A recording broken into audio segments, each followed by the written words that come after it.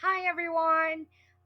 Here I am again. I'll be reporting the second part of the guided didactic conversation or the theory of interaction and communication by Borge Homburg or Humberay because Mr. Jim Mariano already explained the guided didactic conversation. So I will be adding up to what he explained from the previous report.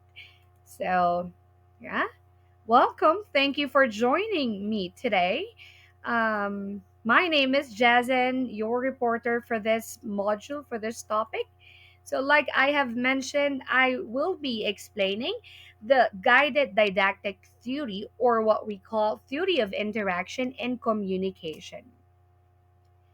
So, this theory is actually from this man. His name is Borja or Borge, Humbere or Homberg, because there are many pronunciation of his name. So he started the theory guided didactic theory or theory of communication and interaction.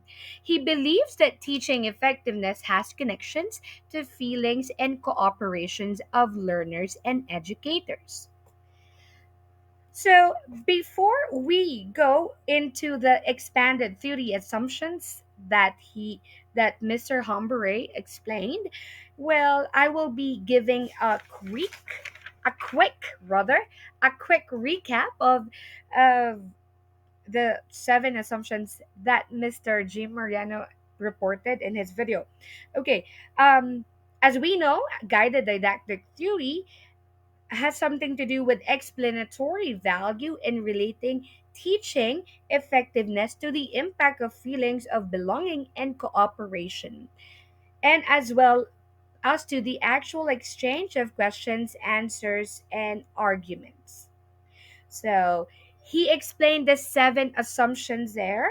So the core of teaching is interaction between teaching and learning parties. The second one, emotional involvement in the study and feelings of personal relation between the teaching and learning parties are likely to contribute to learning pleasure. Learning pleasure supports students' motivation. Participation in decision making concerning the study is favorable to student motivation. Strong motivation facilitate learning, which is actually true. A friendly personal tone and easy access to the subject matter contribute to learning pleasure. And lastly, the effectiveness of teaching is demonstrated by students learning of what has been taught. That was the first assumption, the first seven assumptions that he explained in the latter part of this theory. Now, let's start with 1995. All right, then actually 1995, he's significantly Mr. Humberay, our theories here, expanded uh, or broadened his theory of distance education and make it much more detailed as time passes by. So he had these eight assumptions. Let's start with the first one. The first one says the learners are heterogeneous. What heterogeneous? Okay. So what does it mean? The learners are very heterogeneous. Distance education serves individual learners who cannot or do not want to make use of face-to-face learning. Not just for face-to-face learning, but online learning as well.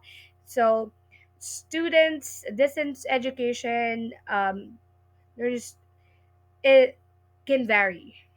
So distance education serves individuals who cannot or do not want, so they have choice if they want to do online learning or distance learning. So students at that can have the opportunity to choose between the two.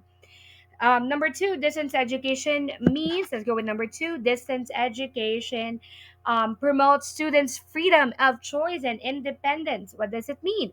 Distance education means learners no longer have to be bound by decision made by others about the place of study. So they can choose if they want to do online, what time they wanted to do the class, where they wanted to have the class. Students can have that kind of freedom, which is actually very good way for students who wants to learn, right? Number three, we have society benefits from DE or distance education. um, Distance education, on the one hand, from the liberal study opportunities it affords individual learners, and on the other hand, from the professional study, professional occupational training it provides. Learning at the same time training the people who are involved in distance education. Number four, is an instrument for recurrent and lifelong learning. Distance education is an instrument for recurrent and lifelong learning and for free access to learning opportunities and equity. So they can have the opportunity to learn at the same time, um, to learn and have free access to learning. Let's go with number five. DE may inspire metacognitive approaches. So, because of DE, it could inspire the other way of method. Um, all learning concerned with the acquisition of cognitive knowledge and cognitive skills, as well as affective learning and some psychomotor learning, are effectively provided by distance education. So that's why it says distance education may inspire this matter. Let's go with number six. DE is an individual activity.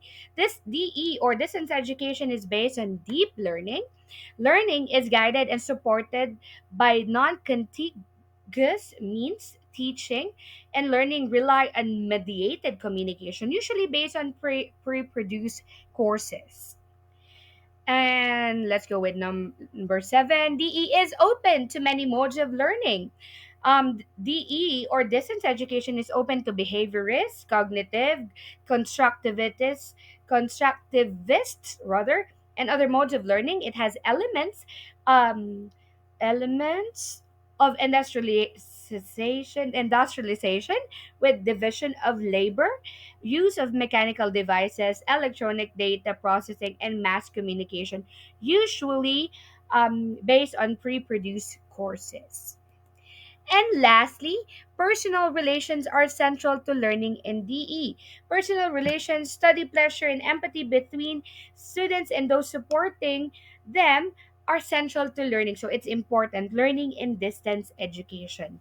So actually, this part is much better now because it's much expanded on what um, Hombre would want to achieve or what to understand in theory of communication and interaction.